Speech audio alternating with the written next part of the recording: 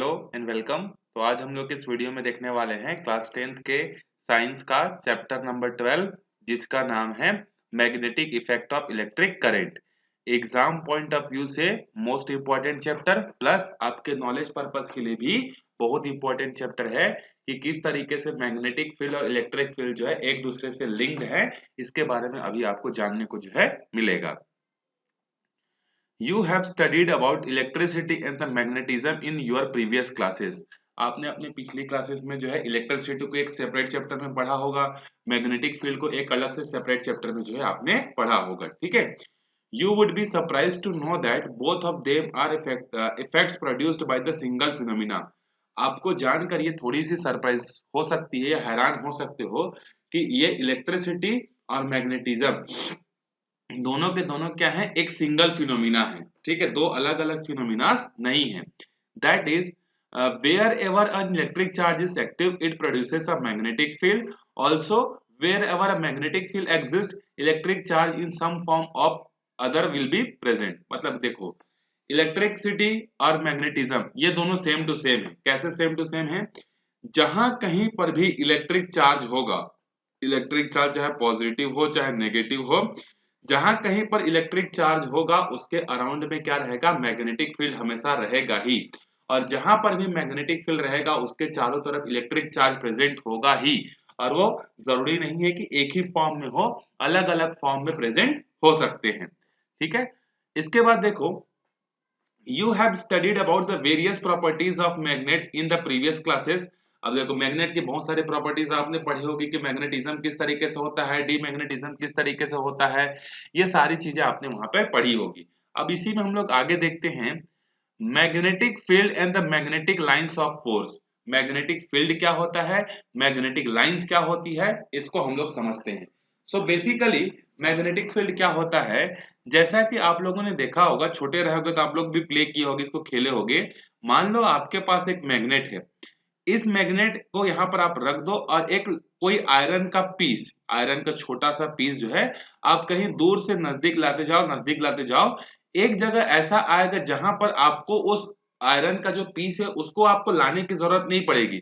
ये मैग्नेट खुद ब खुद उसको क्या कर लेगा, अट्रैक्ट करके जो है उसको खींच लेगा, ठीक है। तो जिस एरिया में कोई आयरन का पीस आता है और आयरन के पीस के आने के बाद उसको मैग्नेट खुद से खींच लेता है, उसको हम लोग क्या बोलते हैं, मैग्नेटिक फील्ड बोलते हैं।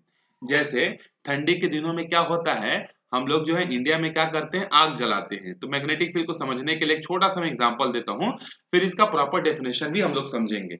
जैसे मान लो यहाँ पर आग जल रही है, ठीक है, इसके चारों तरफ बहुत सारे लोग हैं, इसके चारों तरफ इस तरीके से बहुत सारे लोग जो है प्रेजेंट हैं। तो देखो, एक आदमी अगर यहाँ पर है तो क्या उस आग का, उस फायर का हीट इस यहाँ तक पहुंचेगा? आंसर है नहीं पहुंचेगा। वो जो फायर जो जल रही है उसका हीट मैक्सिमम इतने बड़े एरिया पर आ सकता है, तो उसको हम लोग क्या बोलेंगे, हीट फील्ड या फायर फील्ड बोलेंगे। तो उसी तरीके से एक मैग्नेट के चारों तरफ का वो एरिया जहां पर कोई दूसरा मैग्नेट या मैग्नेटिक मटेरियल अगर आता है तो वो कुछ चीज का एक्सपीरियंस करता है, ठीक है, चाहे वो अट्रैक्शन का होगा चाहे रिपल्शन का होगा, किसी भी चीज का उसको एक फोर्स अगर फील होता है तो हम लोग उस फील्ड को क्या बोलेंगे, मैग्नेटिक फील्ड जो है हम लोग बोलेंगे, ठीक है। तो मैग्नेटिक फील्ड क्या है, किसी मैग्नेट के चारों तरफ का वो एरिया जहां तक हम लोग उसके इफेक्ट को क्या कर सकते हैं, एक्सपीरियंस कर सकते हैं। जैसे आग जलाते हैं तो आग जलता है तो उसके चारों तरफ कुछ दूर तक जो है हमको हीट आती है, तो हम लोग समझ जाते हैं कि हाँ इतना दूर तक हीट आ रही है इसीलिए इसका फील्ड इतना है करके। अब देखो इसको समझते हैं। Place a small magnet compass near a bar magnet. आपको क्या करना है, एक बार मैग्नेट लेना है। बार मैग्नेट मतलब इस तरीके का बना हुआ, इसको बोलते हैं बार मैग्नेट। तो एक बार मैग्नेट आपको लेना है और एक आपको क्या चाहिए, मैग्नेटिक कंपास चाहिए। मैग्नेटिक कंपास मतलब जिसमें हम लोग क्या करते हैं, डायरेक्शन देखते हैं वो। The compass needle is deflected and become stationary pointing in a particular direction. देखो, जब आप एक मैग्नेट के पास एक मैग्नेटिक कंपास को लेकर जाओगे तो मैग्नेटिक कंपास में जो पहले नीडल है वो नीडल क्या होगा, पहले डिफ्लेक्ट होगा, इधर उधर लेफ्ट राइट डिफ्लेक्ट होगा, फिर कुछ देर बाद एक पर्टिकुलर लोकेशन पर जाकर क्या हो जाएगा, रुक जाएगा। This shows that a force has acted upon the compass needle। इससे हमको पता चलता है कि उस बार मैग्नेट ने क्या किया, उस जो मैग्नेटिक जो नीडल था, मैग्नेटिक जो कंपास था, उस पर एक फोर्स लगा है और उसके फोर्स के कारण से उसमें डिफ्लेक्शन हुआ, due to which it moves in a particular direction before coming to a stop. इसीलिए वो नीडल पर जब फोर्स लगा, तो नीडल पर जब फोर्स लगा तो उसमें डिफ्लेक्शन हुआ और डिफ्लेक्शन के कारण ही वो एक पर्टिकुलर जगह पर जाकर क्या हो गया, स्टॉप हो गया। ठीक है, चल। The area surrounding a magnet in which a force is exerted on the magnetic compass due to which it turns and stops in a particular direction is known as the magnetic field। देखो, magnetic field का इसने इतना बड़ा definition दिया कि किसी magnet के चारों तरफ का वो एरिया जहां तक मैग्नेटिक कंपास को लेकर आते हैं और मैग्नेटिक कंपास को लेकर आने से जहां तक भी उसमें क्या होगा, डिफ्लेक्शन शो होगा उसके निडल में, उस एरिया को हम लोग क्या बोलेंगे, मैग्नेटिक फील्ड बोलेंगे।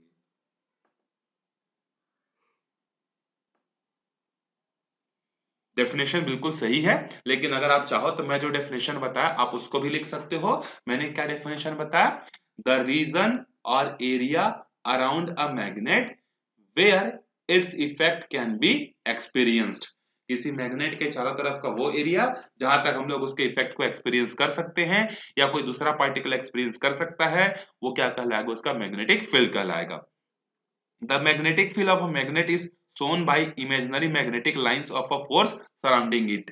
अब कितने बड़े एरिया में मैग्नेटिक फील्ड प्रेजेंट है, मैग्नेटिक फील्ड के प्रेजेंस को बताने के लिए हम लोग कुछ इमेजिनरी लाइनों का क्या करते हैं, यूज करते हैं। अब हम लोगों को दिखता तो नहीं है मैग्नेटिक फील्ड कैसा है, बस हमको एक्सपीरियंस होता है, तो उस एक्सपीरियंस को हम लोग समझने के लिए क्या करते हैं, कुछ इमेजिनरी लाइनों का यूज करते हैं। जैसे आप लोग लैटिट्यूड और लॉन्गिट्यूड के बारे में सुनो होगे कि हमारे अर्थ में क्या है, लैटिट्यूड और लॉन्गिट्यूड जो है लाइन जो है खींची गई है, ये क्या है, ये इमेजिनरी लाइनें होती हैं। एक्चुअल में हमारे अर्थ पर लैटिट्यूड और लॉन्गिट्यूड ऐसी लाइनें हैं ही नहीं। हम लोग क्या करते हैं, पता लगाने के लिए, चीजों को आसान बनाने के लिए हम लोग इमेजिनरी लाइनें यूज करते हैं और उसी इमेजिनरी लाइन के हेल्प से एरोप्लेन वगैरह चलते हैं, हेलीकॉप्टर वगैरह चलते हैं, लैटिट्यूड लॉन्गिट्यूड। ठीक है, तो उसी तरीके से किसी मैग्नेटिक फील्ड के प्रेजेंस को समझाने के लिए हम लोग कुछ इमेजिनरी लाइनों का जो है यूज करते हैं, जिसको मैग्नेटिक फील्ड लाइंस जो है हम लोग बोलते हैं। In a magnetic field the direction of magnetic compass needle changes its constantly और moving in from one point to another. अब इसके कहने का मतलब क्या है, देखो, अगर आपने क्या किया, एक बार मैग्नेट को जो है कहीं पे रखा, ठीक है, इस तरीके से बार मैग्नेट मान लेते हैं कि हमारे पास जो है एक बार मैग्नेट है, उस बार मैग्नेट को आपने यहाँ पर जो है इस तरीके से रख दिया। अब अगर आप अब बार मैग्नेट को जब आप एक प्लेस पे दूसरे प्लेस पर रखोगे, तो एक साइड जो होगा ऑब्वियस सी बात है नॉर्थ पोल होगा, दूसरे साइड क्या होगा, साउथ पोल होगा।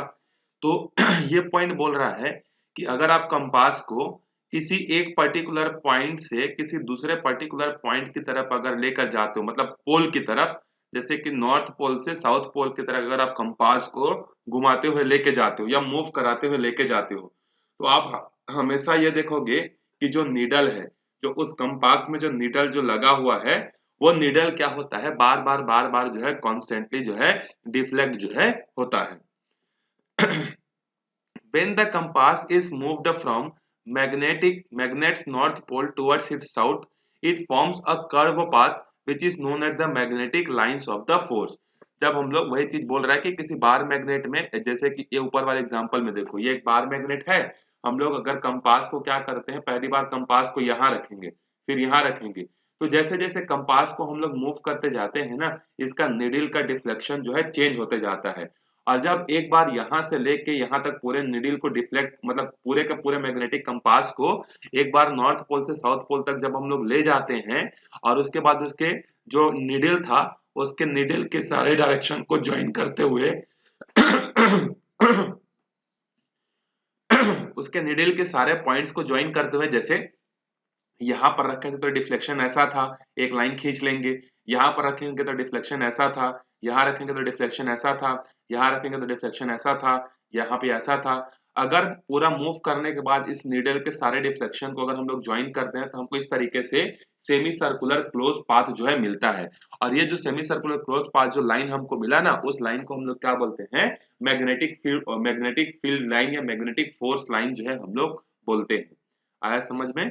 चलो, इसके बाद देखो, at any point on this curve a line of a force if a tangential to the point is drawn it will indicate the direction of magnetic lines of the force at that point.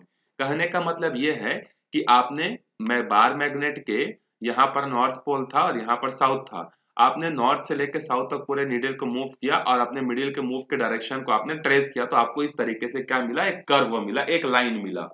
ये point most important है। ये point क्या बोल रहा है, अगर आप इसमें, ठीक है, अगर आप इस कर्व के किसी भी एक पॉइंट पर अगर आप एक लाइन ड्रॉ करते हो, टेंजेंट का मतलब होता है एक ऐसा लाइन जो कि एक्स एक्सिस के साथ क्या होगा, पैरेलल होगा।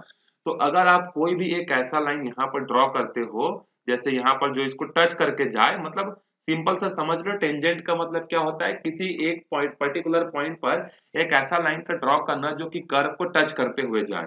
तो जैसे मैं यहाँ पर अगर टेंजेंट ड्रॉ करता हूँ तो ये टेंजेंट होगा, यहाँ पे ड्रॉ करता हूँ तो यहाँ टेंजेंट होगा, यहाँ ड्रॉ करूंगा तो यहाँ टेंजेंट होगा।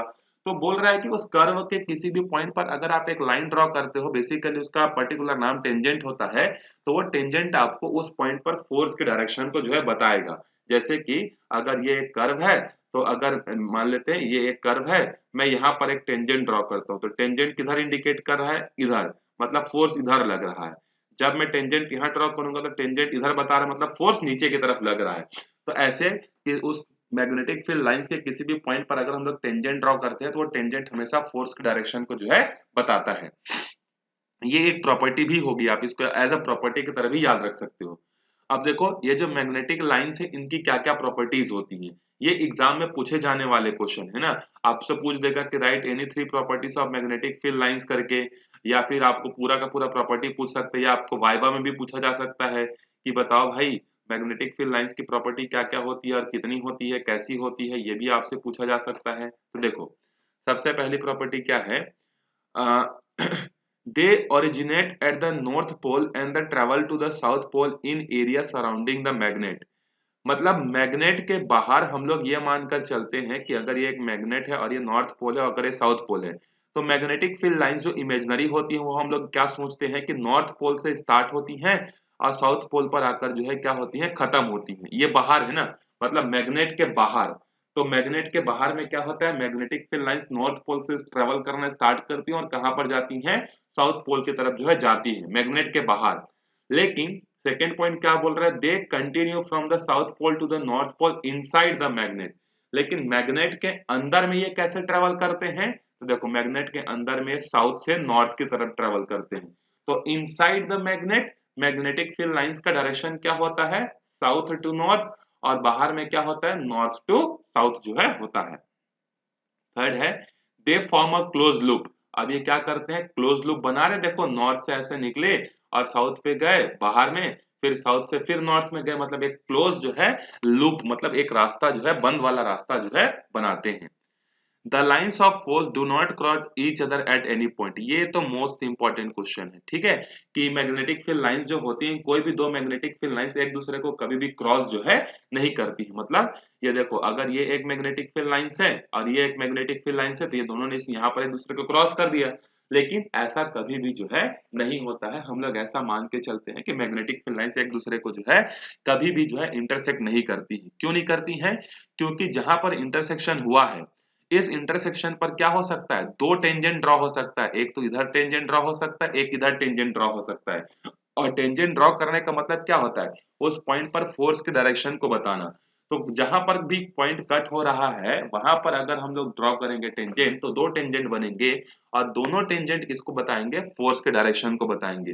तो एक पॉइंट पर दो फोर्स का डायरेक्शन तो पॉसिबल नहीं है, दैट्स व्हाई दो मैग्नेटिक फील्ड लाइंस एक दूसरे को कभी भी नहीं काटती हैं। ये एग्जाम में पूछता है, 2 नंबर का क्वेश्चन है ये, कि why two magnetic field lines do not cross each other। तो आप आंसर लिखोगे because if two magnetic field lines cross each other then the at a point of intersection we can draw two tangents and the tangents will represent the direction of force, which is not possible that one point has only one force, there is no two force। तो आप ऐसा इसको लिख सकते हो कि जहां पर कटिंग करेगा वहां पर टेंजेंट ड्रॉ करेंगे तो दो टेंजेंट बनेगा, और दो टेंजेंट मतलब दो डायरेक्शन ऑफ फोर्स, जो कि प्रैक्टिकली पॉसिबल नहीं है, इसीलिए दो मैग्नेटिक फील्ड लाइंस कभी भी एक दूसरे को इंटरसेक्ट नहीं करती हैं।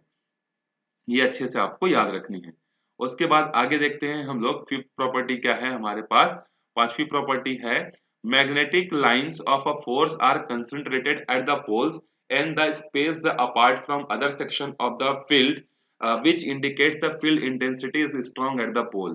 देखो अगला पॉइंट ये बता रहा है कि जिस भी जगह पर मैग्नेटिक फील्ड लाइंस की जो क्राउडिंग है वो ज्यादा होगी वहां पर मैग्नेटिक फील्ड का जो स्ट्रेंथ वो भी ज्यादा होगा। मतलब देखो ये एक मैग्नेट है, यहाँ से नॉर्थ पोल से बहुत सारे क्या होंगे मैग्नेटिक फील्ड लाइंस इस तरीके से निकलेंगी और जैसे जैसे ये दूर जाएंगी आपस से फैलते जाएंगी इस तरीके से। तो ये बोल रही है, मतलब ये वाला पॉइंट बोल रहा है कि जहां पर मैग्नेटिक फील्ड लाइंस की क्राउडिंग ज्यादा होगी, देखो ये जो पोल है ना नॉर्थ पोल और साउथ पोल, इस नॉर्थ पोल में देखो इतने बड़े एरिया में 5-6 मैग्नेटिक फील्ड लाइंस हैं। अगर इतना बड़ा ही सर्कल में यहाँ पर ड्रॉ कर दो, देखो एक से दो ही लाइनें आ रही हैं। तो ये बोल रहा है कि अगर किसी जगह पर मैग्नेटिक फील्ड लाइंस की क्राउडिंग अगर बहुत ज्यादा है, वहां पर लाइनें बहुत ज्यादा अमाउंट में प्रेजेंट हैं, तो उस जगह पर मैग्नेटिक फील्ड फोर्स का जो स्ट्रेंथ होगा वो भी ज्यादा होगा। आप देखो ना, मान लो मैं एक यहाँ पर एक ऐसा एक सर्कल मान लो जो आप चूड़ी पहनते या बैंगल पहनते हो या कोई भी एक शेप का, मैं इस तरीके से इसको एक बार यहाँ रखता हूँ। ठीक है, एक सर्कल मैंने 2 सेंटीमीटर रेडियस का एक सर्कल ड्रॉ किया और मैंने इसको यहाँ रखा। मैंने देखा कि जब मैं नॉर्थ पोल के पास में रखा तो 6 मैग्नेटिक फील्ड लाइंस इसके अंदर में थी। इसी सर्कल को उठाकर मैं यहाँ ले गया, मैंने देखा कि अब सिर्फ 2 ही मैग्नेटिक फील्ड लाइंस आ रही हैं। तो एरिया तो एक ही है, लेकिन एक जगह ऐसा था जहां पर 6 मैग्नेटिक फील्ड लाइंस आ रही है, एक जगह ऐसा जहां पर 2 मैग्नेटिक फील्ड लाइंस आ रही है। इसका मतलब यहाँ पर जो स्ट्रेंथ है वो यहाँ के कंपैरिजन में क्या होगा, ज्यादा होगा। तो जिस भी जगह पर मैग्नेटिक फील्ड लाइंस की क्राउडिंग ज्यादा होगी, हमेशा याद रखना वहां पर मैग्नेटिक फील्ड जो है हमेशा स्ट्रॉन्ग ही रहेगा। देखो आपको एक छोटा सा एक्टिविटी परफॉर्म करने के लिए दिया हुआ है, आप चाहो तो इसको कर सकते हो या आपको प्रैक्टिकल जब कराया जाएगा तो वहां भी होगा। देखो आइटम रिक्वायर्ड क्या क्या चाहिए, आपको चाहिए ड्राइंग बोर्ड चाहिए, व्हाइट पेपर चाहिए, ड्राइंग पिंस चाहिए, बार मैग्नेट चाहिए, आयरन फिलिंग्स मतलब आयरन के छोटे छोटे पीसेस टुकड़े जो है चाहिए। इतनी चीजें आपको रिक्वायर्ड रहेंगी। अब इस एक्सपेरिमेंट को करने के मेथड क्या है आपके पास, देखो ध्यान से समझना इस एक्सपेरिमेंट को आप कैसे परफॉर्म कर सकते हो। Fixed a paper on the drawing board using the pin. आपके पास जो भी ड्राइंग बोर्ड होगा, ड्राइंग बोर्ड में आपको क्या करना है, पहले तो एक बड़ा सा व्हाइट पेपर जो जिसमें आप लोग ड्राइंग वगैरह करते हो उसको आपको उसमें फिक्स करना है, आलपिन के थ्रू या पिन के थ्रू या फिर सेलो टेप यूज करके आप उसको फिक्स कर सकते हो। सेकेंड है place a bar magnet at the centre of this paper. और जैसे मान लो आपने इतना बड़ा पेपर लिया ड्राइंग टेबल पे, इस तरीके से आप उसको अटैच कर दोगे, यहाँ एक पिन लगा दोगे, यहाँ एक पिन लगा दोगे, यहाँ एक पिन लगा दोगे, यहाँ एक पिन लगा दोगे। ठीक है, फिर आप सेंटर में क्या करोगे, यहाँ पर एक बार मैग्नेट को जो है रख दोगे। Now sprinkle the iron filling evenly around the magnet. अब आपके पास जो भी आयरन फिलिंग्स है ना, मतलब आयरन के छोटे छोटे जो भी पीसेस हैं, ये सारे पीसेस को आप इसके चारों तरफ क्या कर दोगे, इस तरीके से जो है डिस्ट्रीब्यूट कर दोगे सब तरफ, इधर इधर इधर सब तरफ जो है आप क्या कर दोगे, डिस्ट्रीब्यूट कर दोगे। ठीक है, उसके बाद देखो now gently tap the drawing board with your fingers. अब आप अपने फिंगर्स के थ्रू उस बोर्ड को क्या करोगे, टक टक टक टक करोगे, मतलब टक टक टक टक मतलब इसको ऐसे जो है हिट करोगे, थोड़ा थोड़ा थोड़ा थोड़ा हिलाओगे। उसके बाद आप क्या देखोगे कुछ देर बाद कि ये जितने भी जो आयरन फिलिंग्स है ना, ये एक पर्टिकुलर शेप में क्या होती हैं, अरेंज हो जाती हैं। तो इससे प्रूफ होता है कि मैग्नेटिक फील्ड लाइंस एग्जिस्ट करती हैं। और उनका अरेंजमेंट कैसे होगा, इस तरीके से होगा। देखो इस तरीके से आयरन फिलिंग्स जो है क्या होंगे, अरेंज हो जाएंगे। तो देखो ये जो पोल्स है, पोल्स पर क्राउडिंग कैसी है, इलेक्ट्रिक फील्ड लाइंस की ज्यादा है। और जैसे जैसे दूर जाते जाते हैं क्राउडिंग क्या होते जा रही है, कम होते जा रही है। मतलब किसी बार मैग्नेट का सबसे बड़ा स्ट्रेंथ कहाँ पर होता है, आंसर उसके पोल पर होता है। और उसके बाद कम कहाँ पे होता है, जैसे जैसे मैग्नेट से दूर जाते हैं वैसा वैसा जो है क्या होते जाता है, कम जो है होते जाता है क्या, force. The area surrounding a magnet where the magnetic force is observable is called the magnetic field of the magnet। अब देखो इस मैग्नेट ने जितने आयरन फीलिंग्स को मतलब डिजाइन चेंज कर दिया होगा या जिसको अट्रैक्ट कर लिया होगा, उतना बड़ा एरिया क्या कहलाएगा, आपका मैग्नेटिक फील्ड कहलाएगा। जैसे उस ड्राइंग शीट में इसने यहां से लेके यहाँ वाले पूरे एरिया में जितने भी आयरन फीलिंग्स थे, सारे के सारे आयरन फीलिंग्स को जो इसने रीअरेंज कर दिया। तो हम लोग क्या बोलेंगे, इस बार मैग्नेट का जो मैग्नेटिक फील्ड है वो इतना बड़ा है करके। ठीक है, क्योंकि आयरन फीलिंग्स जो है अपने आप को एक पर्टिकुलर क्या बोलते हैं शेप में जो है अरेंज कर गए। The iron filings arrange themselves in a particular pattern and these are known as magnetic lines of force. इसको क्या बोलते हैं, मैग्नेटिक लाइंस ऑफ फोर्स जो है हम लोग बोलते हैं। ठीक है, चलो इस वीडियो में हम लोग यहीं तक देखते हैं। अगले वीडियो में फिर हम लोग इसके सेकंड वाले पार्ट के बारे में डिस्कशन जो है करेंगे। तो मिलते हैं अगले वीडियो में, तब तक अच्छे से प्रैक्टिस करते रहो। Bye bye.